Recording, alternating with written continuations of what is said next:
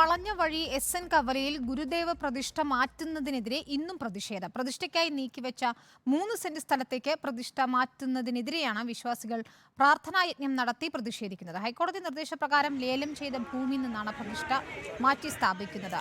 ശ്രീജിത്ത് നൽകും വിവരങ്ങൾ. ശ്രീജിത്ത്, കോടതി നിർദ്ദേശപ്രകാരമാണല്ലോ ഇത്തരമൊരു നടപടി. പക്ഷേ എന്തുകൊണ്ടാണ് ഇപ്പോൾ ആളുകൾ പ്രതിഷേധിക്കുന്നത്? എന്താണ് വിവരം?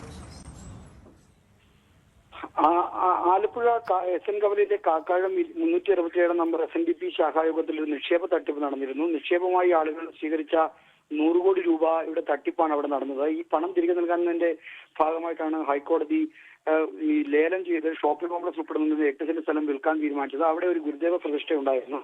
എന്നാൽ നിക്ഷേപ തട്ടിപ്പുമായി ഈ ഗുരുദേവ പ്രതിഷ്ഠയ്ക്ക് ബന്ധമില്ല. ആളുകൾ നിർമ്മിച്ച് നടത്തിയ പ്രതിഷ്ഠയാണ്. അതുകൊണ്ട് ഗുരുദേവ പ്രതിഷ്ഠ മാറ്റരുത് എന്നാണ് വിശ്വാസികളുടെ ആവശ്യം. എന്നാൽ ഗുരുദേവ പ്രതിഷ്ഠ മാറ്റി സ്ഥാപിക്കാനായി 3 സെന്റ് സ്ഥലമാണ് നിർദ്ദേശിച്ചിരുന്നത്. ഈ സ്ഥലത്തേക്ക് ഹൈക്കോടതി റിസീവറുടെ സാന്നിധ്യത്തിൽ പ്രതിഷ്ഠ മാറ്റുന്നതുമായി ബന്ധപ്പെട്ട നടപടികളാണ് ഇന്നലെ മുതൽ ആരംഭിക്കാൻ ശ്രമിച്ചത്. അപ്പോഴാണ് ഇപ്പോൾ ഈ ഗുരുദേവ പ്രതിഷ്ഠ മാറ്റുന്നതിൽ പ്രതിഷേധിച്ച് വിശ്വാസികൾ ഏതാണ്ട് 600ഓളം വരെ വിശ്വാസികൾ ഈ SN കവലയിലെ സ്ഥലത്ത് പ്രാർത്ഥനായജ്ഞം നടത്തുകയാണ്. ശക്തമായ പോലീസ് ബന്ദോബസ്ത് അവിടെ ഏർപ്പെടുത്തിയിട്ടുണ്ട്. ഇതിനകം ഈ ഗുരുദേവ പ്രതിഷ്ഠ കോടതി നിർദ്ദേശം, അതിനായിട്ടാണ് ഹൈക്കോടതി നിയോഗിച്ച റിസീവർ അടക്കമുള്ള ആളുകൾ സ്ഥലത്ത് എത്തിയത്.